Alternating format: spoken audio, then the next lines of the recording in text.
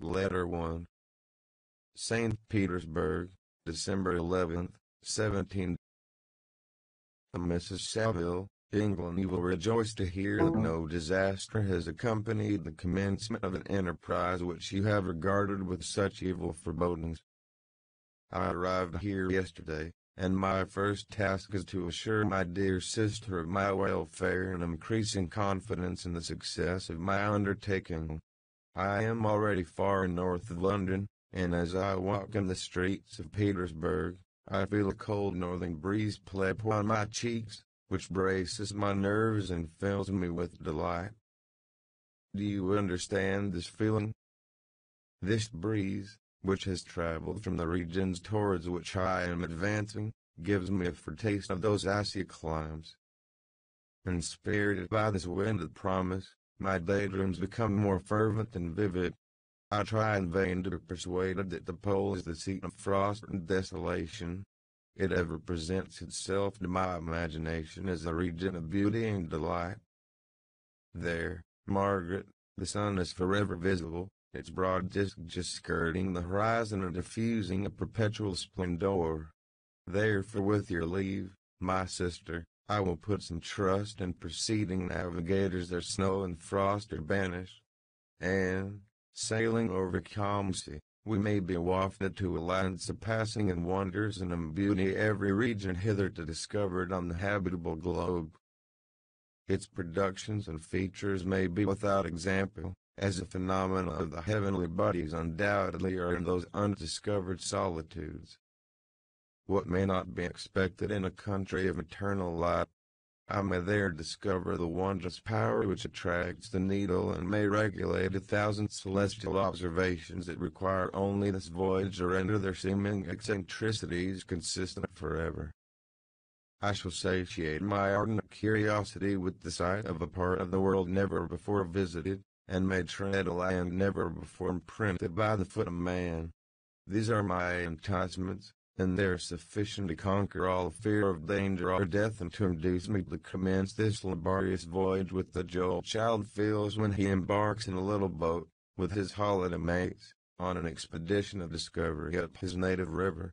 But supposing all these conjectures to be false, you cannot contest the inestimable benefit which I shall confer on all mankind, to the last generation, by discovering a passage near the pole to those countries, to reach which at present so many months are requisite, or by ascertaining the secret of the magnet, which, if at all possible, can only be effected by an undertaking such as mine.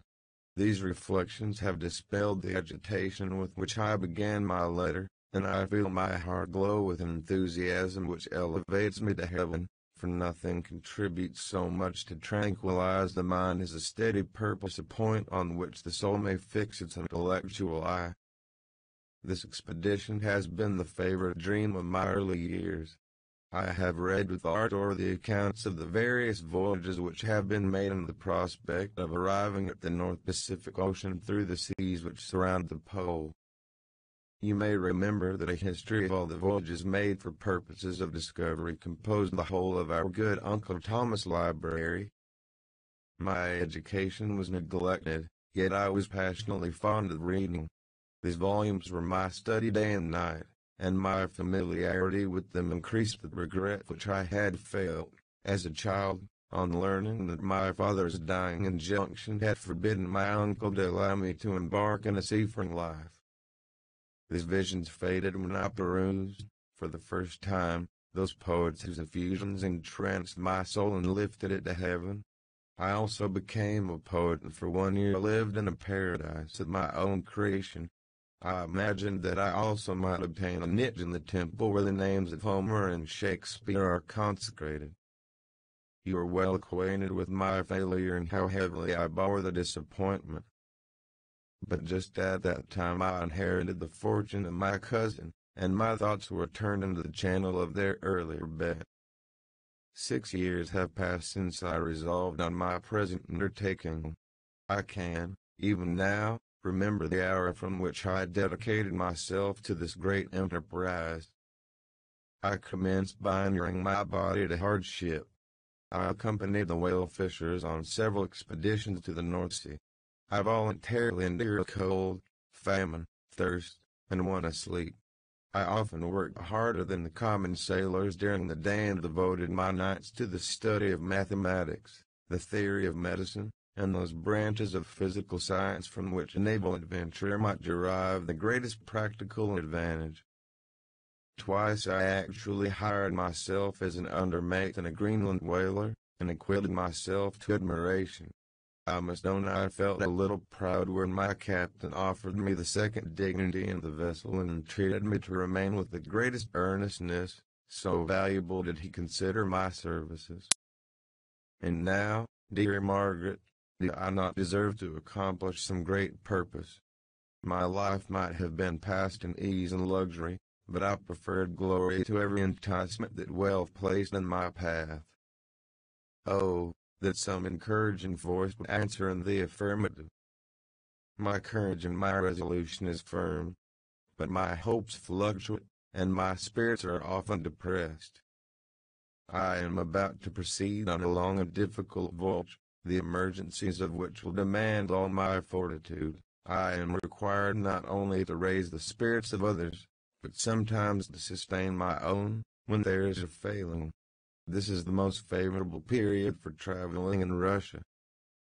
They fly quickly over the snow in their sledges.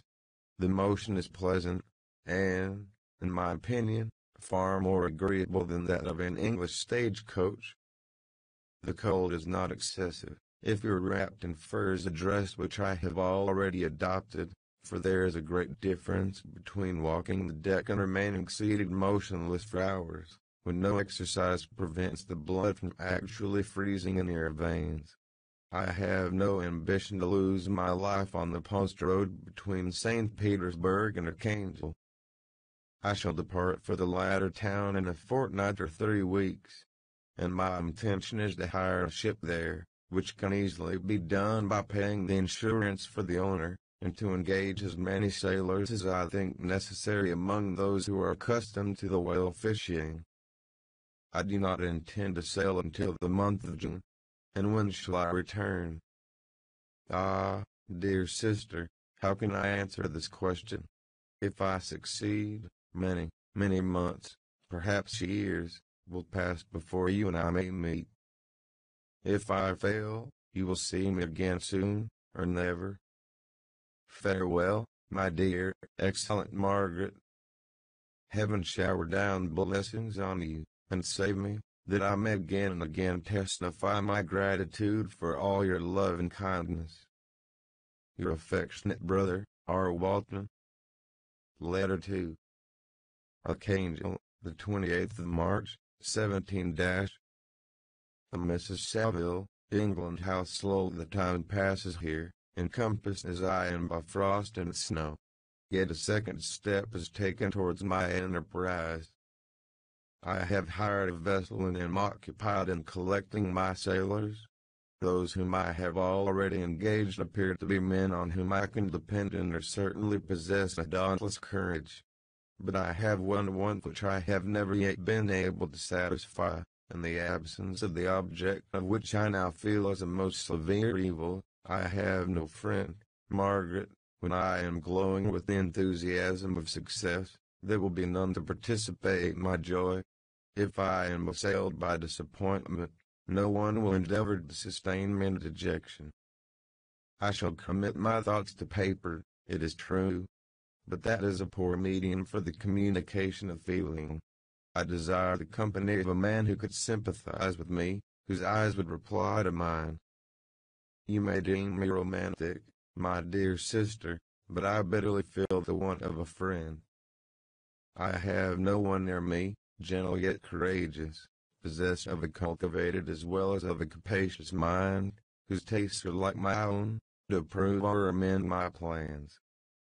How would such a friend repair the faults of your poor brother? I am too ardent in execution, am too impatient of difficulties. But it is a still greater evil to me that I am self-educated. For the first 14 years of my life I ran wild on a common and read nothing but her Uncle Thomas Book's voyages.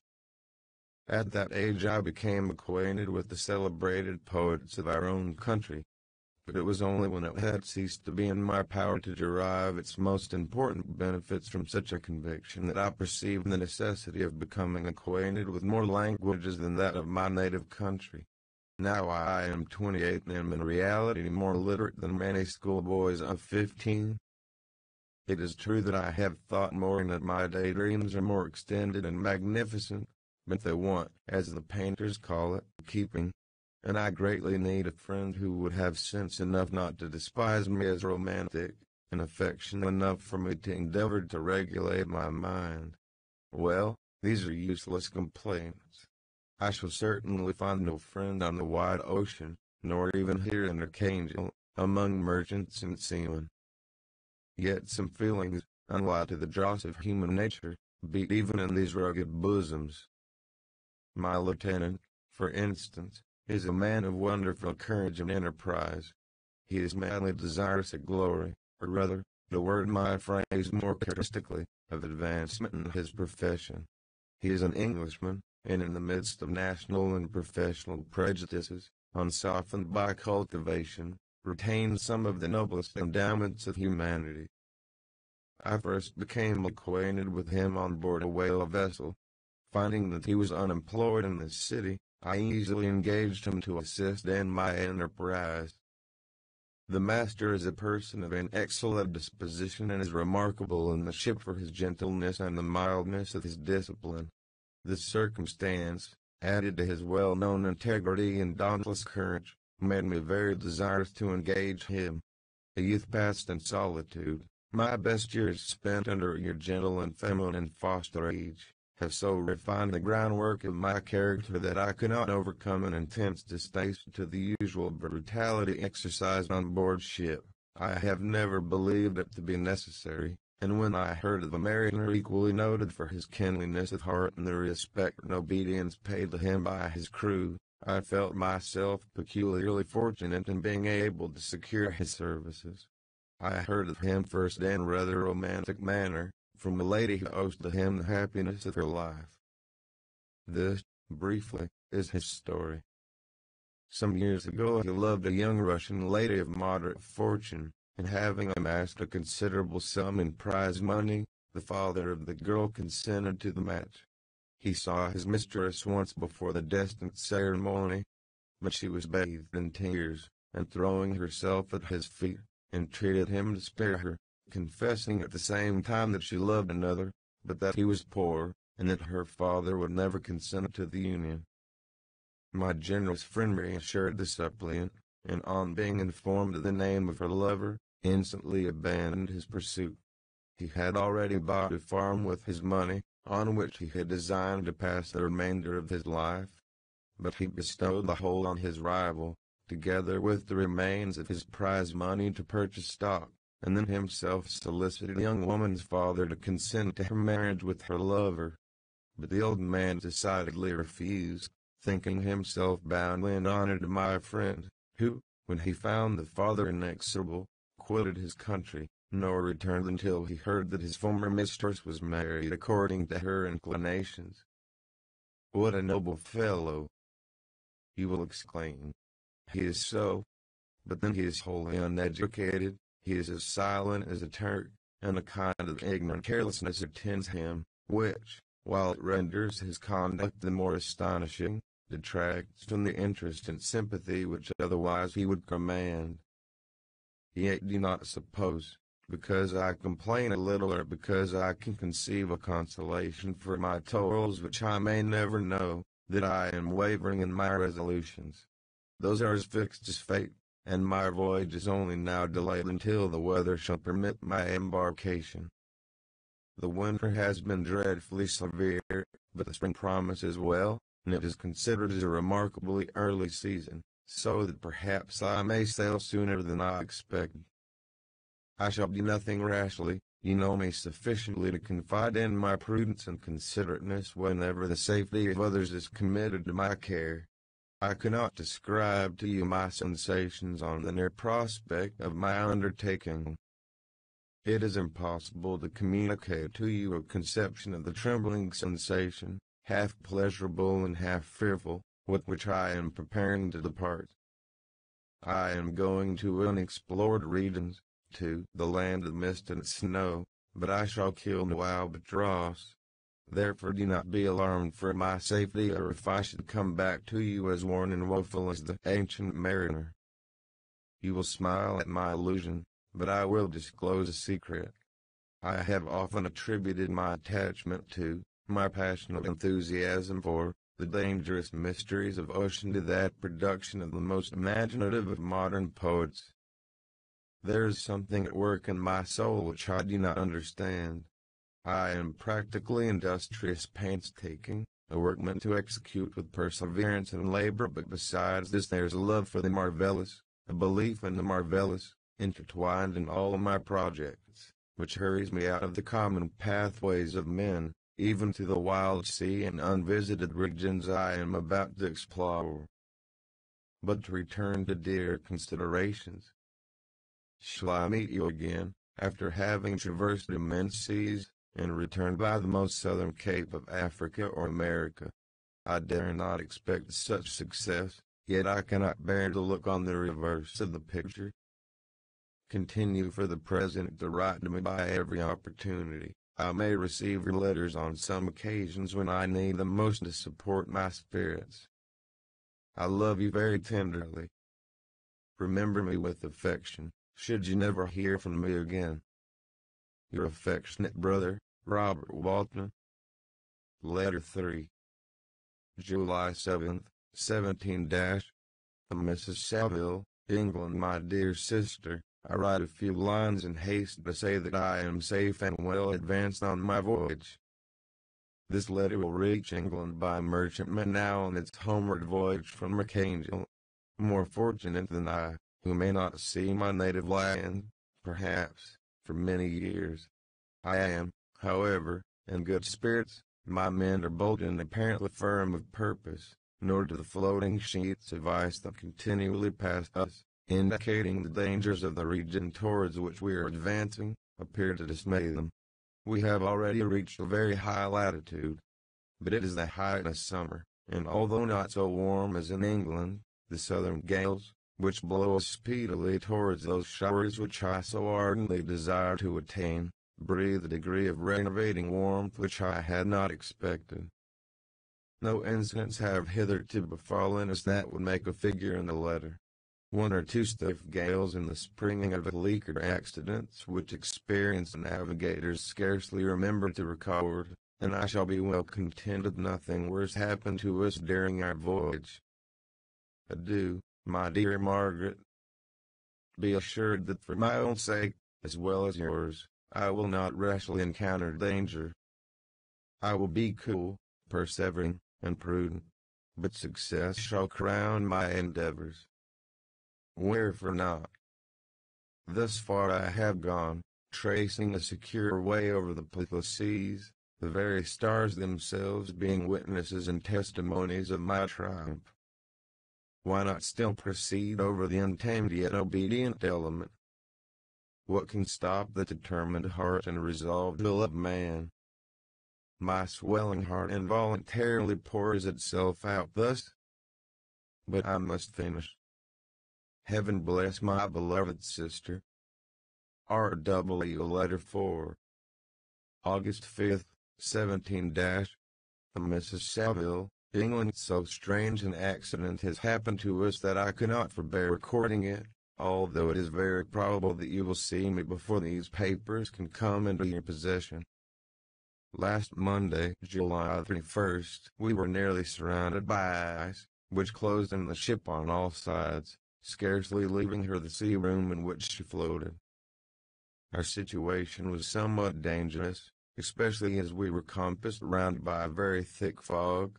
We accordingly lay to, hoping that some change would take place in the atmosphere and weather.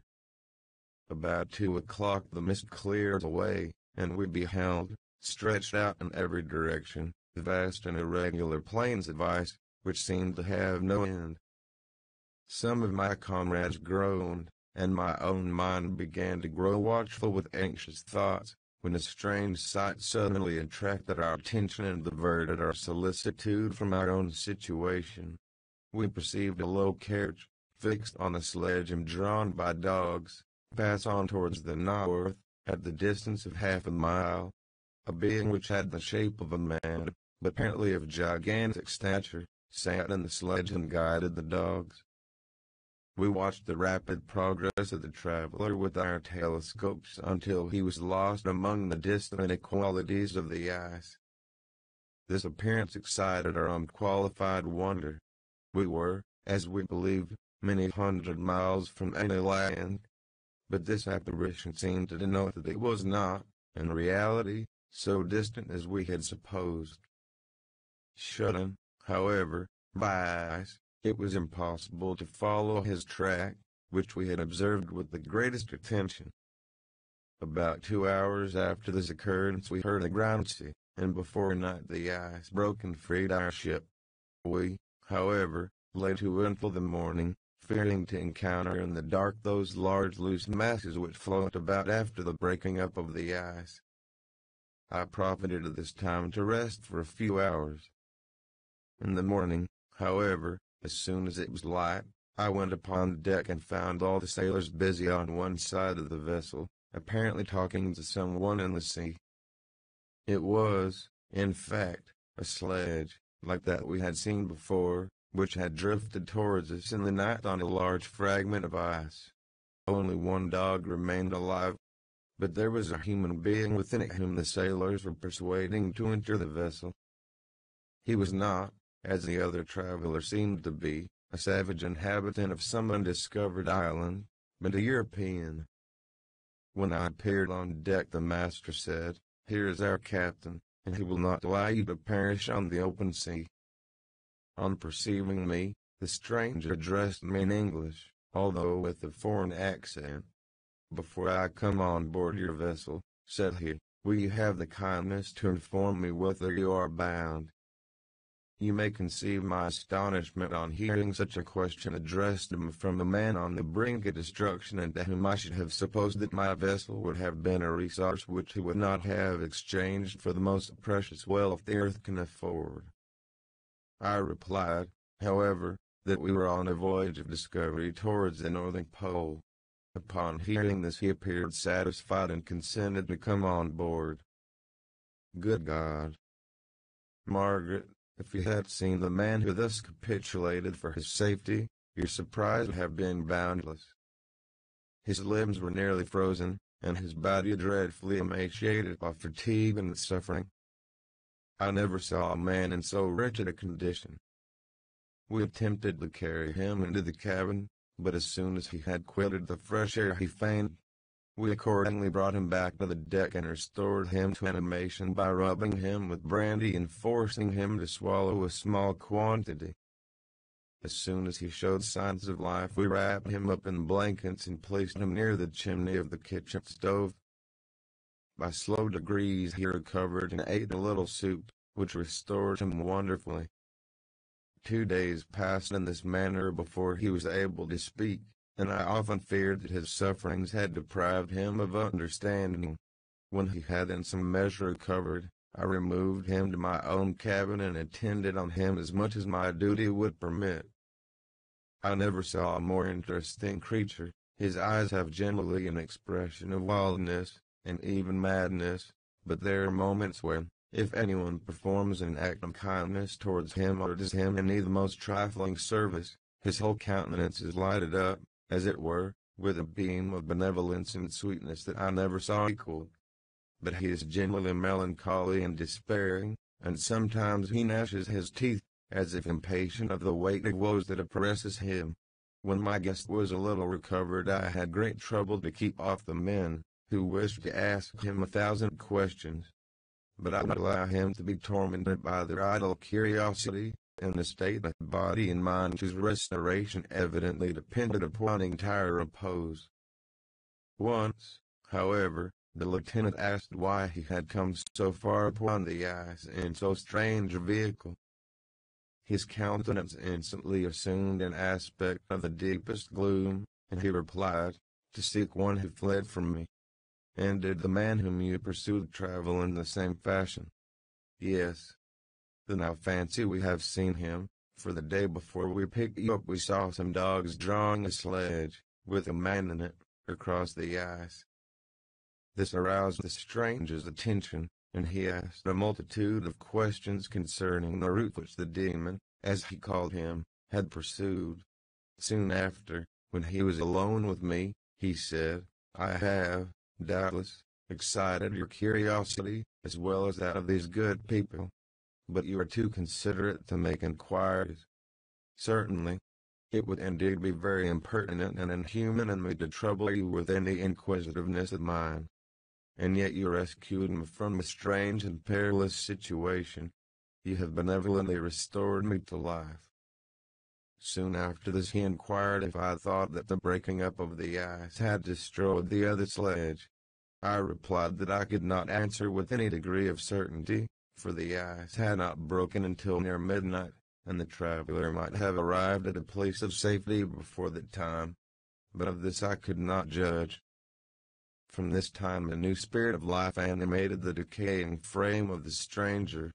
He manifested the greatest eagerness to be upon deck to watch for the sledge which had before appeared. But I have persuaded him to remain in the cabin, for he is far too weak to sustain the rawness of the atmosphere. I have promised that someone should watch for him and give him instant notice if any new object should appear in sight. Such is my journal of what relates to the strange occurrence up to the present day. The stranger has gradually improved in health but is very silent and appears uneasy when anyone except myself enters his cabin. Yet his manners are so conciliating and gentle that the sailors are all interested in him, although they have had very little communication with him. For my own part, I begin to love him as a brother, and his constant and deep grief fills me with sympathy and compassion. He must have been a noble creature in his better days, being even now in wreck so attractive and amiable. I said in one of my letters, my dear Margaret, that I should find no friend on the wide ocean. Yet I have found a man who, before his spirit had been broken by misery, I should have been happy to have possessed as the brother of my heart. I shall continue my journal concerning the stranger at intervals, should I have any fresh incidents to record. August 13th, 17. My affection for my guest increases every day. He excites at once my admiration and my pity to an astonishing degree. How can I see so noble a creature destroyed by misery without feeling the most poignant grief? He is so gentle, yet so wise. His mind is so cultivated, and when he speaks, although his words are colored with the choicest art, yet they flow with rapidity and unparalleled eloquence. He is now much recovered from his illness and is continually on the deck, apparently watching for the sledge that preceded his own. Yet, although unhappy, he is not so utterly occupied by his own misery but that he interests himself deeply in the projects of others. He has frequently conversed with me on mine, which I have communicated to him without disguise. He entered attentively into all my arguments in favor of my eventual success and into every minute detail of the measures I had taken to secure it. I was easily led by the sympathy which he evinced to use the language of my heart, to give utterance to the burning ardor of my soul and to say, with all the fervor that warmed me, how gladly I would sacrifice my fortune, my existence, my every hope, to the furtherance of my enterprise. One man's life or death were but a small price to pay for the acquirement of the knowledge which I sought, for the dominion I should acquire and transmit over the elemental foes of our race. As I spoke, a dark gloom spread over my listener's countenance. At first I perceived that he tried to suppress his emotion. He placed his hands before his eyes, and my voice quivered and failed me as I beheld tears trickle fast from between his fingers. A groan burst from his heaving breast. I paused. At length he spoke, in broken accents, "Unhappy man, do you share my madness? Have you drunk also of the intoxicating draught? Hear me. Let me reveal my tale, and you will dash the cup from your lips. Such words, you may imagine, strongly excited my curiosity. But the paroxysm of grief that had seized the stranger overcame his weakened powers, and many hours of repose and tranquil conversation were necessary to restore his composure. Having conquered the violence of his feelings, he appeared to despise himself for being the slave of passion, and quelling the dark tyranny of despair, he led me again to converse concerning myself personally. He asked me the history of my earlier years. The tale was quickly told, but it awakened various trains of reflection. I spoke of my desire of finding a friend, of my thirst for a more intimate sympathy with a fellow mind than had ever fallen to my lot, and expressed my conviction that a man could boast of little happiness who did not enjoy this blessing. "I agree with you," replied the stranger. "We are unfashioned creatures, but half made up, if one wiser, better, dearer than ourselves. Such a friend ought to be. Do not lend his aid to perfectionate our weak and faulty natures.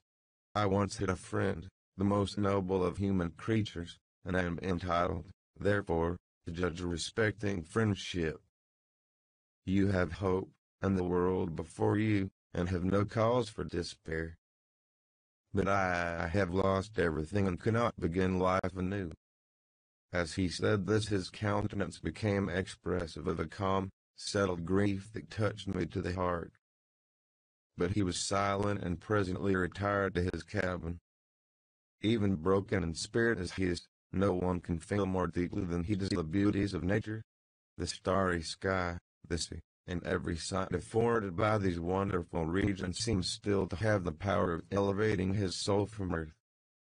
Such a man has a double existence. He may suffer misery and be overwhelmed by disappointments, yet when he has retired into himself, he will be like a celestial spirit that has a halo around him, within whose circle no grief or folly ventures.